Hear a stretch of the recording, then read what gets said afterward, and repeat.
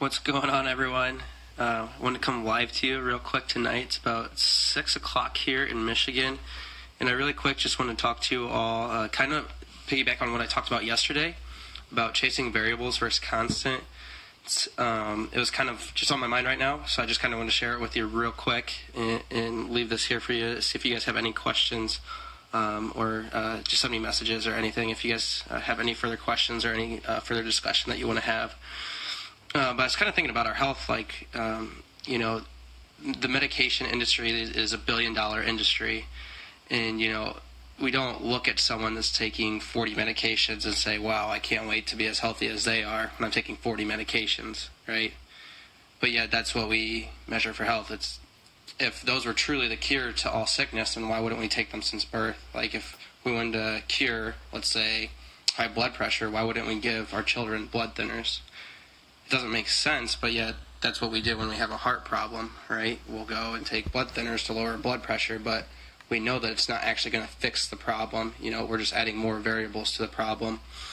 And with medication specifically, the difference, what makes a medication different from a nutrient is the fact that for a medication to get invested into, it has to have something as a business that it can actually own or patent, so to speak. So it'll actually put a chemical in there that, let's say, like Advil, for example, owns.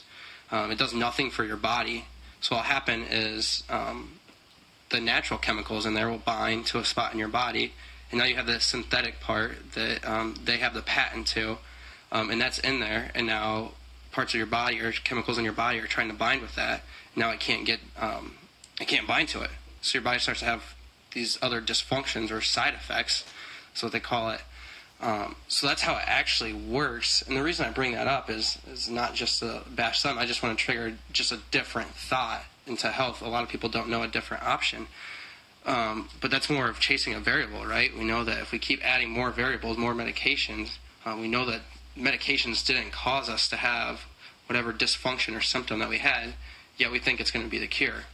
Kind of talking about cancer, I've lost actually 2 grandparents to cancer in my family, but we know that chemo didn't cause cancer, right?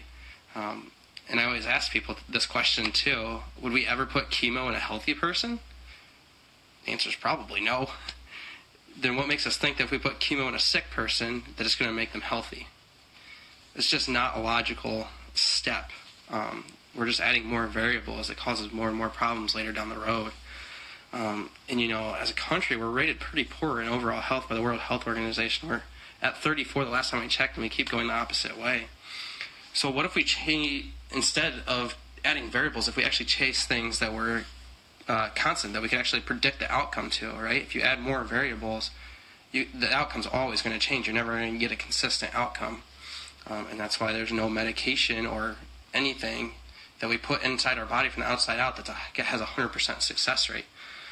And I want to talk about, just real quickly, is our nervous system. We know that our nervous system coordinates and controls every function of the body.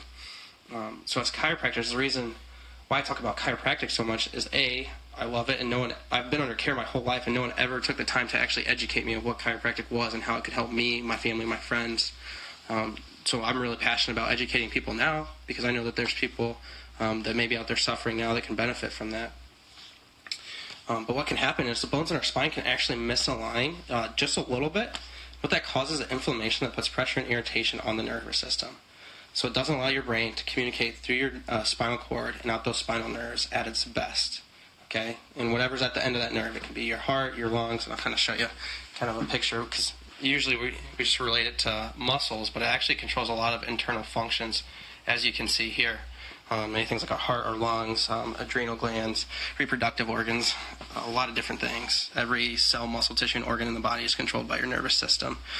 But we don't think about that on a regular basis. So our brain can't send a message at its best through those nerves to whatever's at the end of that nerve, and vice versa. Whatever's at the end of that nerve can't send a message back to the brain at its best. So it's like a super dysfunctional game of telephone, which is no fun, especially when we're experiencing symptoms or dysfunctions or pains. But what we know, and using different technologies in chiropractic, thermography, SEMG, chiropractic postural x-rays, range of motion. There's a lot of different things out there, but we can objectively show that, hey, these are indicators showing us that there's misalignments in your spine putting pressure on your nervous system. And the next question I always ask people is, how long do you want to leave it there? And the second is this something you want us to help fix? That's completely up to you. I have no control over either of those. But when people say yes, what I do know every single time that I realign a bone through a specific scientific chiropractic adjustment, that's actually going to take pressure off your nervous system, allowing your body to function better, and you're going to have a better quality of life because of that. Every single time. To what extent of that, it's completely up to your body and your body's ability to heal. But I know that every single time a chiropractor delivers a specific chiropractic adjustment to your spine, taking pressure off your nervous system, your body's going to function better over time. So again, I just kind of wanted to piggyback off that and relate it a little bit back to our health. Kind of piggyback off that equation I did yesterday. A constant plus a variable equals an unpredictable outcome, or a variable outcome. If you have just a constant, it's always going to equal a predictable outcome. So that can definitely apply to our health. If you guys have questions, let me know. I'm always here to try to help, try to get better. I'm really just trying to work to engage people into their health. I believe there's two ways to do that. You can either fear them into making health decisions for them and their family. So I could say, if you don't do this bad thing's going to happen. Or I could educate to empower people to make informed decisions for themselves, their family, and their friends. And that's what I'm trying to do through here. If there's better ways that I can help you, different analogies, different research, different physiology to explain how the body works, why things are happening the way they do, let me know. Any feedback is great. Good or bad, I'll take it and get better from it. But I hope you all have a wonderful rest of your Wednesday, and I hope that helped you all.